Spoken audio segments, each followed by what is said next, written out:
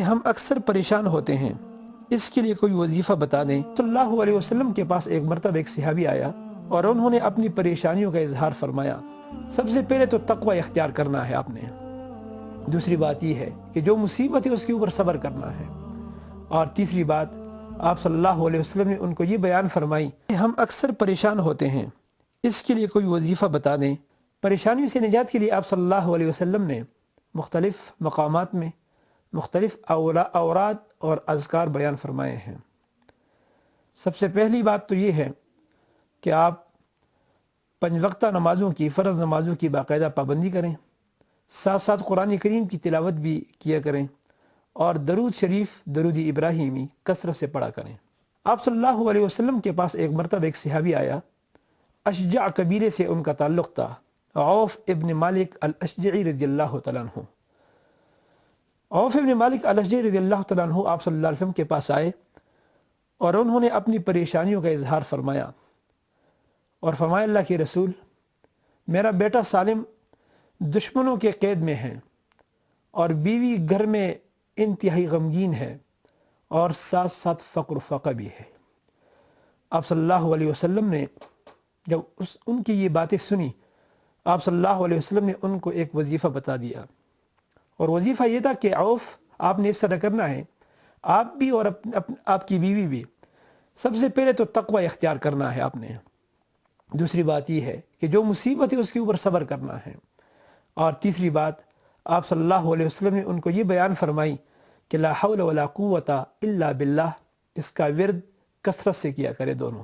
عوف ابن مالک رضی اللہ تعالیٰ عنہ جب گھر آئے تو میاں بیوی نے یہ وظیفہ شروع کیا۔ کچھ دنوں کے بعد عوف ابن مالک رضی اللہ تعالیٰ عنہ کا بیٹا سالم دشمنوں کی قید سے وہ فرار ہونے میں کامیاب ہوا، اور دشمنوں کی چراگاہ میں اس نے کچھ بکریاں وہاں سے بھگا کر لے آئیں۔ ایک روایت کے اندر ہے کہ اس نے 4000 بکریاں بھگا کر لے آئے۔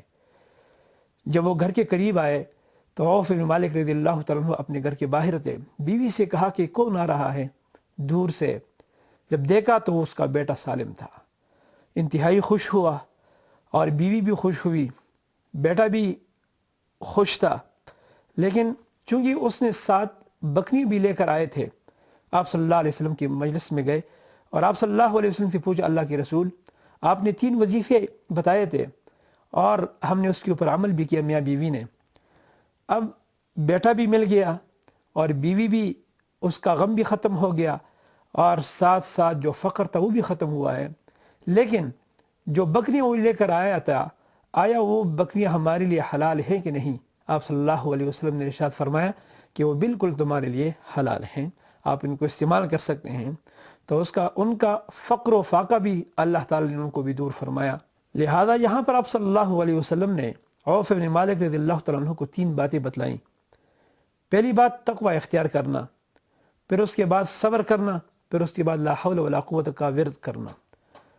اب بعض لوگ اس طرح ہوتے ہیں کہ وہ وظیفوں کے اوپر تو عمل کرتے رہتے ہیں، اوراد کے اوپر عمل کرتے رہتے ہیں، لیکن تقوی ان کے اندر نہیں ہوتا، اور اسی طرح تقوی نہیں ہوتا یعنی گناہوں سے نہیں بچتے۔ اسی طرح ایک آدمی بعض اوقات وہ اوراد کا تو ذکر کرتا ہے، لیکن ساتھ ساتھ وہ اپنے مشکلات کے اوپر صبر بھی نہیں کرتا۔ تو لہذا آپ صلی اللہ علیہ وسلم نے یہاں پر سب سے پہلی بات جو آپ نے بتلائی کہ وہ تقوی اختیار کرنا، اور تقوی کے بعد کہ مشکلات کے اوپر صبر بھی کرنا ہے، اور پھر اس کے بعد تیسری بات آپ نے ورد فرمائی کہ یہ لا حول ولا قوت کا ورد آپ کثرت سے کیا کریں۔